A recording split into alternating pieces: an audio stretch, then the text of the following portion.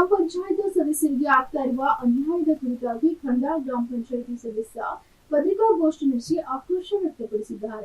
ಗ್ರಾಮ ಅಭಿವೃದ್ಧಿಯಾದರೆ ದೇಶ ಅಭಿವೃದ್ಧಿಯಾಗಲು ಸಾಧ್ಯ ಎಂದು ಹೇಳುವ ಸರ್ಕಾರ ಇದು ಸಂಪೂರ್ಣ ಗ್ರಾಮಗಳನ್ನ ಕಡೆಗಣಿಸ್ತಾ ಇದೆ. ಸದಸ್ಯರಾಗಿ ಸುಮಾರು 4 ವರ್ಷಕ್ಕಿಂತ ಹೆಚ್ಚಿನ ಕಾಲ ಗತಿಸಿದ್ರು ಇಲ್ಲಿವರೆಗೂ ಗ್ರಾಮ ಪಂಚಾಯಿತಿಗಳಿಗೆ ಸರ್ಕಾರ ಯಾವುದೇ ಒಂದು ಮನೆಗಳು ಮಂಜೂರು ಮಾಡಿಲ್ಲ ಮತ್ತು ಗ್ರಾಮ ಪಂಚಾಯಿತಿ ಸದಸ್ಯರುಗಳಿಗೆ ಗ್ರಾಮ ಅಭಿವೃದ್ಧಿಗಾಗಿ 15ನೇ ಹಣಕಾಸಲ್ಲಿ ಖಂಡಾಳ ಗ್ರಾಮ ಪಂಚಾಯಿತಿ ಸುಮಾರು 21 ಸದಸ್ಯರಿದ್ದು ಈ ಪಂಚಾಯಿತಿಗೆ ಪ್ರತಿ ವರ್ಷ 15ನೇ ಹಣಕಾಸಲ್ಲಿ 47 ಲಕ್ಷದವರೆಗೆ ಅನುದಾನ ಬರುತ್ತಿದೆ. ಅದರಲ್ಲಿ ವಿದ್ಯುತ್ ಬಿಲ್ ಸುಮಾರು 10 ಲಕ್ಷ ಮತ್ತು ನೀರು ನಿರ್ವಹಣೆಗೆ 10 ಲಕ್ಷ ಹಾಗೂ ಅಂಗವಿಕಲ ಗ್ರಂಥಾಲಯ ಇನ್ನಿತರ ಯೋಜನೆಗಳಿಗೆ ಹಣವನ್ನ ಮೀಸಲಿಟ್ಟು ಉಳಿದಿರುವ ಹಣದಲ್ಲಿ ಅಂದ್ರೆ ಸುಮಾರು 20 ರಿಂದ 25 ಲಕ್ಷ ಇದರಲ್ಲಿ ಸುಮಾರು 21 ಸದಸ್ಯರಿಗೆ 90 ರಿಂದ 95 ಸಾವಿರ ಗ್ರಾಮಾಭಿವೃದ್ಧಿಗೆ ನೀಡಲಾಗ್ತಾ ಇದೆ. ಈ 95 ಸಾವಿರ ಹಣದಲ್ಲಿ ಜಿಎಸ್ಟಿ, ರಾಯಲ್ಟಿ ಹಾಗೂ ಅಧಿಕಾರಿಗಳು ಎಲ್ಲಾ ಸೇರಿ ಒಟ್ಟು 40% ಪ್ರತಿಶತ ಹಣ ಕಡಿತವಾಗಿ ಉಳಿಯುವ ಈ ಹಣದಲ್ಲಿ ಯಾವ ರೀತಿ ಗ್ರಾಮ ಅಭಿವೃದ್ಧಿಯಾಗಲು ಸಾಧ್ಯ? ಇದೊಂದು ಯಕ್ಷ ಪ್ರಶ್ನೆಯಾಗಿದೆ ಅಂತ ಹೇಳಿದ್ದಾರೆ. ಇವತ್ತು ಸಮಸ್ಯೆ ಏನಂತಪ್ಪ ಅಂದ್ರೆ ಇದು ಗ್ರಾಮ ಪಂಚಾಯತಿಗಳಲ್ಲಿ ಸರ್ ಎಲ್ಲ ರೀತಿಯ ಗ್ರಾಮ ಪಂಚಾಯತ್ ಸದಸ್ಯರುಗಳಿಗೆ ಅನ್ಯಾಯ ಆಗ್ಲತ್ತ ಸರ್ಕಾರದಿಂದ. ಈಗ 5 ವರ್ಷ ಆಗ್ಲಕ್ಕೆ ಬಂದು ಸರ್ ನಾವು ಸದಸ್ಯರಾಗಿ ಗ್ರಾಮ ಪಂಚಾಯತಿಗಳಿಗೆ ಒಂದು ಮನೆಗಳು ಕೂಡ ಇಲ್ಲ ಸರ್.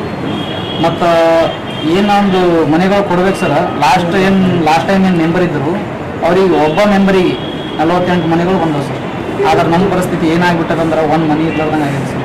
ನಾವು ಯಾರಿಗೆ ಕೇಳ್ಬೇಕು ಸರ್? ಒಂದು ಆಫೀಸರ್ಗಳ ಬಳಿ ಒಂದು ತಾಲೂಕ್ ಪಂಚಾಯತಿಗೆ ಹೋಗಿ ಏನ್ರಿ ಅನುದಾನ ಕೊಡ್ರಿ ಅಂದ್ರೆ ಅಲ್ಲಿ ಕೊಡಲ್ಲ ಸರ್.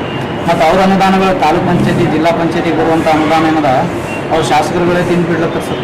ಏನು ಕೆಲಸ ಅಲ್ಲತ್ತೋ ಅದು ಗ್ರಾಮ ಅಭಿವೃದ್ಧಿ ಆದರೆ ದೇಶ ಅಭಿವೃದ್ಧಿ ಆಗುತ್ತೆ ಅಂತ ಹೇಳ್ತಾರೆ ಯಾರು ಎಲ್ಲ ಸರ್ಕಾರಗಳು. ಯಾವ ರೀತಿಯಿಂದ ಗ್ರಾಮ ಅಭಿವೃದ್ಧಿ ಮಾಡ್ಲತ್ತಾರ ಸರ್ ಸರ್ಕಾರ? ನಾವು ಬಡವರು ಸರ್, ನಾವು ಸದಸ್ಯರುಗಳು ನಾವು ಯಾರಿಗೆ ಹೇಳಬೇಕು? ನಾವು ಯಾರೇ ಶಾಸಕರು ಬಾಲ ಹಿಡ್ಕೊಂಡು ಓಡಾಡೋರಲ್ಲ. ನಾವು ಯಾರಿಗೆ ಹೇಳಬೇಕು, ಯಾರಿಗೆ ಕೇಳಬೇಕು ಅನ್ನೋದೇ ಒಂದು ಯಕ್ಷ ಪ್ರಶ್ನೆಯಾಗಿ ಹೋದ ಸರ್. ಯಾಕಂದ್ರೆ ಇವತ್ತು ಗ್ರಾಮಗಳಲ್ಲಿ ಎಷ್ಟೋ ಸಮಸ್ಯೆಗಳಿವೆ ಸರ್. ಅವ್ರು ಗ್ರಾಮದಲ್ಲಿರೋ ಜನರು ಯಾರಿಗೆ ಕೇಳ್ತಾರೆ ಸರ್? ಗ್ರಾಮ ಪಂಚಾಯತಿ ಸದಸ್ಯರುಗಳಿಗೆ. ಈ ಶಾಸಕರುಗಳಿಗೆ ಕೇಳೋ ಅಧಿಕಾರ ಯಾರಿಗಿದೆ ಸರ್? ಇವ್ರು ಯಾರಿಗೆ ಕೊಟ್ಟಿಲ್ಲ ಸರ್. ಶಾಸಕರು ಏನು ಮಾಡ್ಲತ್ತಾರ, ವಿಧಾನಸಭೆಯಲ್ಲಿ ಹೋಗಿ ಸುಮ್ಮನೆ ಹರಟೆ ಹೊಡ್ಕೊಂಡು ಮಾತಾಡ್ಕೊಂಡು ಬಂದುಬಿಡ್ಲತ್ತಾರ ಸರ್.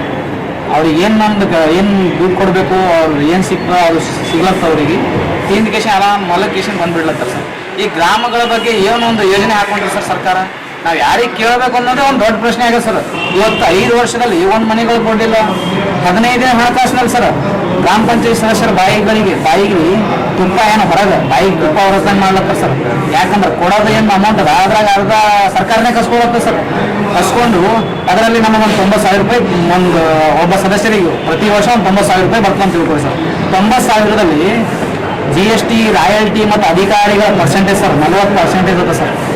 ಉಳಿದ ಅಮೌಂಟ್ 55,000. ಅದರಲ್ಲಿ ನಾವು ಯಾವ ರೀತಿಯಿಂದ ಗ್ರಾಮ ಅಭಿವೃದ್ಧಿ ಮಾಡಲಿಕ್ಕೆ ಸಾಧ್ಯ ಅದ ಸರ್ ಹೇಳಿ ಸರ್ ನೀವೇ? ಮತ್ತು ತಾಲೂಕ್ ಪಂಚಾಯತ್, ಜಿಲ್ಲಾ ಪಂಚಾಯತ್ ಚುನಾವಣೆ ನಡೆಸಿಲ್ಲ ಸರ್. ಅವರು ಏನೊಂದು ಅನುದಾನ ಇದೆ ಸರ್ ಶಾಸಕರುಗಳಿಗೆ ತಗೊಂಡು ಬಿಡ್ಲತ್ತಾರ ಸರ್. ನಾವು ಅದು ಏನು ಅನುದಾನ ಇದೆ ನಮ್ಮ ಗ್ರಾಮ ಪಂಚಾಯತಿಗಳಿಗೆ ಕೊಡಿ.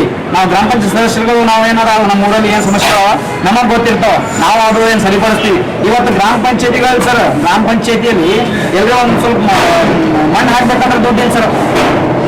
ಏನು ಕೆಲಸ ಆಗ್ತಾ ಇದೆ ಸರ್? ಇಷ್ಟು ಮಟ್ಟಿಗೆ ಗ್ರಾಮ ಪಂಚಾಯತಿ ಅನ್ನೋದೇ ಒಂದು ಕೆಟ್ಟ ಹೋಗ್ಬಿಟ್ಟೆ sir. Bureau report, SSV news, Kalaburagi.